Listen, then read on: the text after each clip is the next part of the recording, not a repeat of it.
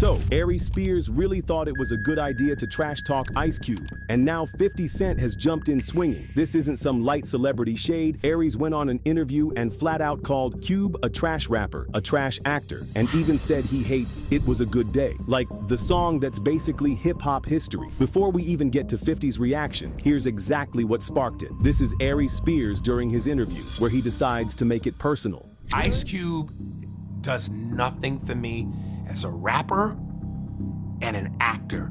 Okay. Nothing. So yeah, he didn't just give a little not my style review, he completely dragged Cube's career. And you already know, you don't just come for Ice Cube without a storm following. Because Cube, he's one of the few artists who can literally say they changed rap and movies. This is the man behind No Vaseline, the Friday Trilogy, Boys in the Hood, and Straight Outta Compton. You can't erase that. But Aries clearly thought he could poke the bear, and the bear growled back. Ice Cube didn't let it slide. A couple days later, he responded during an interview and made it clear. Aries isn't even on his radar. He basically said Aries is irrelevant, not funny, and nowhere near his level in entertainment. And when Cube called him a sucker, yeah, that's when the internet really perked up. Here's Cube making it clear he's not playing. At the end of the day, it's cool, you know, he entitled to his opinion. It's the feeling is mutual.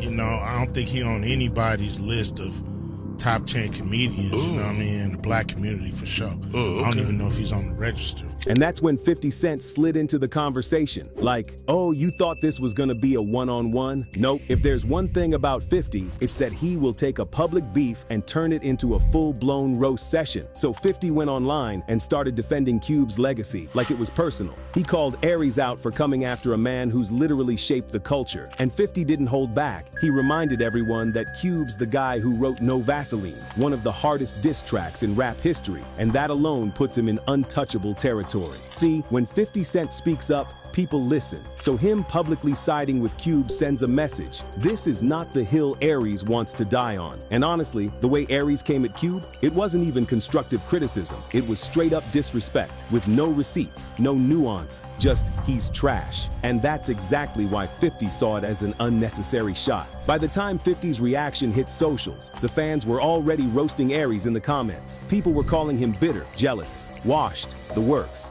And some even pointed out Aries said, I can't stand did Ice Cube. He said that ish like Cube took his girl. Now, this is where it gets interesting, because 50 didn't just defend Cube out of nowhere. These two have a history. As y'all probably know, they've collaborated, shown mutual respect for years, and they both came from that era where beef was real and reputations mattered. So, for someone like Aries to take such a lazy swing at Cube, 50 probably saw it as breaking the code. You don't clown a legend unless you're ready for the blowback. After all this blew up, Aries tried to double back in follow-up interviews, claiming he wasn't really hating, just giving his opinion. But at that point, it was too late. Just take a listen to how he tried to walk it back. At what point does it get to where, unless your opinion is favorable about a person or a thing and goes with the flow of everyone else, you're a hater? I don't understand that. And this is why 50's reaction was so sharp. He knows that once you let people start rewriting the legacy of someone like Cube, it opens the door for anyone to take cheap shots. He wasn't just defending Cube, he was defending the culture. And the way this is heating up, the next shot fired might not come from Aries at all, but from someone we're not even expecting. Ice Spice went from the people's princess to the industry's biggest embarrassment. And let's just say, the fall was not cute. Fans who once blasted her music non-stop started to ask themselves, was Ice Spice just hype? Here's what happened. When Ice Spice first popped onto the scene, it felt like she had the whole internet in a chokehold. The Bronx rapper with the curly red afro and catchy one-liners went viral with Munch, Feelin' You. And just like that, she was everywhere. Dunkin' Donuts collabs, Met Gala appearances, even a remix with Taylor Swift. Basically, she had the industry in her manicured palm. But fast forward to 2025 and it's giving awkward. Her debut album flopped, the buzz faded, and now she's more of a punchline than a playlist essential. Child, this Ice Spice album is well, what is going on in the female hip-hop space? I feel bad for being hard on Megan and JT at this point. Before all of this, Ice was born as Isis Gaston. She grew up in the Bronx loving hip-hop, which means Nicki Minaj was her idol. After dropping out of SUNY Purchase, she linked up with producer Riot USA, who some believe was more than just her beatmaker, if you catch my drift. Together, they cooked up tracks, and eventually, Munch dropped in August 2022, shaking the internet to its core, literally. Despite being a rookie, Ice Spice bagged a major deal with 10 10K projects and Capitol Records. And get this, she reportedly owned her masters in publishing. A huge W, or just more fuel for the industry plant rumors. Because Ice Spice came out of nowhere. I'm a hip hop head. I'm all into.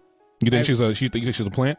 Yeah, I do think she's playing because she came out of nowhere. Her next singles, Bikini Bottom, In Ha Mood, and Princess Diana with Nicki Minaj, charted well. Then came Barbie World, Boy's a Liar, Top 2 with Pink Pantheress, and the infamous Karma remix with Taylor Swift. Suddenly, she was the moment. Billboard plaques, designer collabs, and awards show front rows. But not everyone was buying it. Many fans and critics started side-eyeing how fast Ice was rising with such a limited discography. She was being labeled mid, overrated, and a symbol of everything wrong with viral fame. The songs were cute, but they weren't lasting, and people were wondering if she had the talent to match the hype. The cracks started to show in late 2023. Reports emerged that Ice was showing diva-like tendencies, allegedly ghosting promoters who booked her at lower prices before she blew up, showing up late to performances, and delivering underwhelming sets. Then there were the text message leaks. Her ex-friend Baby Storm exposed DMs where Ice Spice reportedly called Nicki Minaj ungrateful and delusional, accusing her of being greedy over their Barbie World profits. And if that wasn't enough mess, Ice was also accused of home-wrecking. British influencer Madeline Argy claimed her boyfriend, rapper Central C, cheated on her with Ice, and even dropped a track about it called Did It First. It was scandal on scandal. The real turning point? New Year's Eve 2024 in Australia. Ice Spice was the headliner, but she arrived almost 30 minutes late. When she finally hit the stage, the festival cut her set short after just 5 minutes to stick to the schedule. The crowd booed. Fans dragged her online for being entitled, lazy, and unprofessional. But instead of owning it, Ice responded with, "It was my birthday and it takes a long time to look like Barbie." Then came Thank You to the Fart in January 2024. The title alone had people questioning her seriousness as an artist. Lyrics like "Thank you to you," not even the fart, had the internet crying. Not with her, but at her. Hip-hop purists said it was an insult to the genre. Others just clicked unfollow. That same month, rapper D Chambers hit her with a copyright lawsuit, claiming In Ha Mood copied his song In That Mood. They quietly settled, but the damage to her reputation, permanent. Her debut album Y2K finally dropped in July 2024. It peaked at number 18 on the Billboard 200, but the reviews? Brutal. Critics slammed it for sounding repetitive and shallow. NPR said her creativity had stalled. Even with a world tour on the books, Ice Spice was no longer the hot topic. And by 2025, she's only released one song, Hannah Montana with NLE Choppa and DaBaby, which didn't even chart. In the end, Ice Spice had the look, the connections, and the viral moments. But fans thinks what she lacked was development, real growth, a vision beyond bubblegum bars and TikTok hooks. Her success was built on waves, quick, viral, and shallow. And when the wave passed, so did the hype. But what do you guys think?